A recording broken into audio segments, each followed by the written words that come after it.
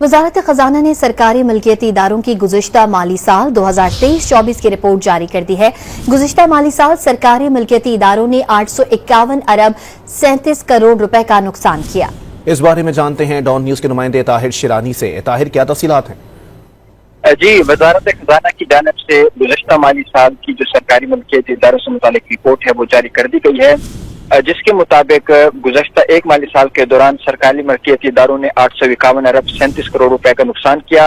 और वजारत खजाना की रिपोर्ट के मुताबिक सालाना बुनियादों पर जो गुज़श्ता माली साल है वो सरकारी मलकियती इदारों के नुकसानात में 14% से ज़ायद की कमी हुई है।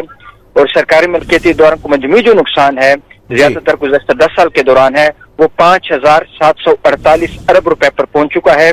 और गुज़श्ता माली साल NHA का नुकसान सबसे ज्यादा 295 अरब 58 करोड़ रुपए रहा। वजारत खजाना की रिपोर्ट के मुताबिक गुज़श्ता माली साल सरकारी मलकियती इदारों का मुनाफा 820 अरब रुपए रहा।